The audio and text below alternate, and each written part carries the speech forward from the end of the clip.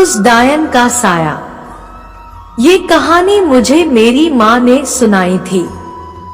मेरी माँ एक छोटे से शहर से संबंध रखती है और ऐसा माना जाता है कि उस गांव में कुछ बुरी शक्तियां भी वास करती है।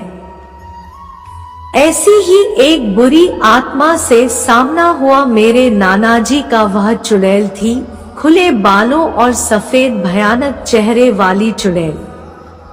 मरने के बाद भी जिंदा है वो। ठंड का समय था, शहर में घना कोहरा छाया हुआ था। मेरे नाना एक बड़े अधिकारी थे। रोज की तरह उस दिन जब मेरे नाना अपना काम खत्म कर दफ्तर से घर की ओर जाने लगे तो रास्ते में पड़ने वाले बाजार से वह कुछ सामान लेने के लिए रुके। उनके बाकी साथी आगे चले गए और वो पीछे छूट गए। सामान लेते लेते उन्हें टाइम का पता ही नहीं चला और जब नानाजी ने अपनी घड़ी देखी तो टाइम देखकर उन्हें लगा कि आज घर पहुंचने में बहुत देर हो जाएगी। उन्होंने सोचा जंगल के रास्ते अगर जाऊं तो जल्दी पहुंच जाऊंगा, इसीलिए उन्होंने जंगल की ओर गाड़ी घुमा ली। काफी अंधेरा हो गया था। नानाजी तेज गति के साथ गाड़ी चला रहे थे, लेकिन उनकी गाड़ी के एक आगे एक औरत आ गई। उन्हें झटके से ब्रेक मारनी पड़ी। जो औरत गाड़ी के सामने आई थी वह तेज तेज रो रही थी। नानाजी को लगा कि वह जरूर किसी मजदूर की पत्नी होगी जो रास्ता भटक गई है। रास्ता सुनसान था, इसीलिए उन्होंने सोचा कि इस महिला की मदद की जाए। उन्होंने उस औरत से पूछा कि वह यहाँ अकेले क्या कर रही है। उसने कोई जवाब नहीं दिया और जोर जोर से रोने लगी। ऐसा लग रहा था मानो सारा जंगल उसकी आवाज से गूंज रहा हो। नानाजी ने पूछा कि उसका घर कहाँ है, तो भी वह कुछ ना बोली। उसके ऊपर आत्मा का पहरा था।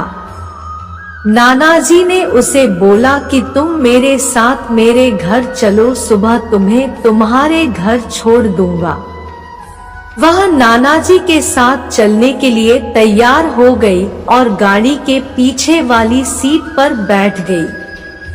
रीति रिवाज के कारण उसने अपने सिर पर घूंघट डाल रखा था, जिसकी वजह से उसका चेहरा छिपा हुआ था। गाड़ी पर सब नानाजी का इंतजार कर रहे थे। जैसे ही गाड़ी की आवाज आई सब भागकर इकट्ठा हो गए। फिर उसे हर रात वो चीख सुनाई देने लगी। जब उस महिला के बारे में घर में पूछा गया तो नानाजी ने सारी कहानी बताई।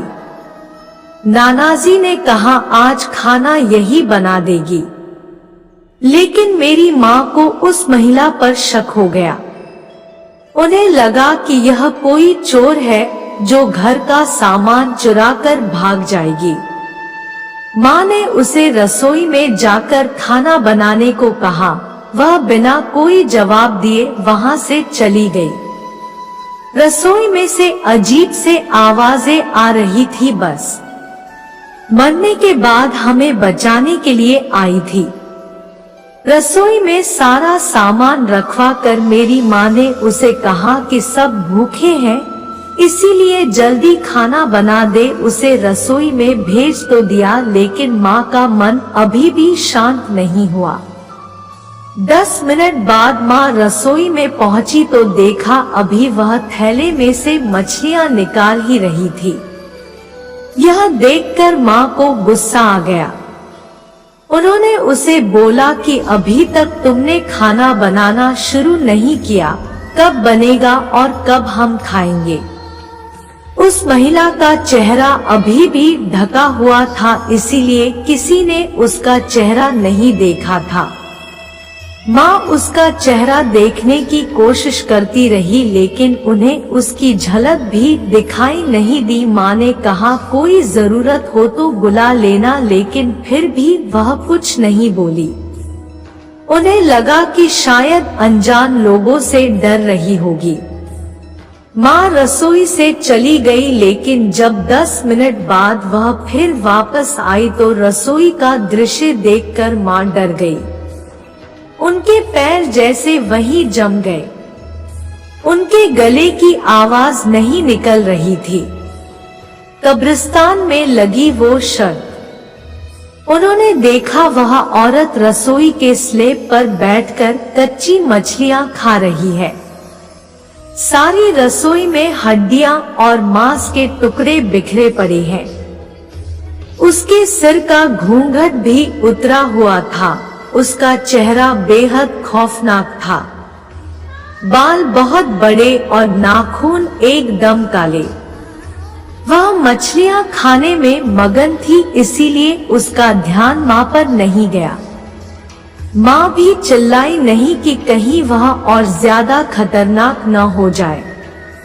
माँ ने एक थाल उठाया और वह चूल्हे में से जलता हुआ कोयला उठाकर उसकी तरफ दौड़ी।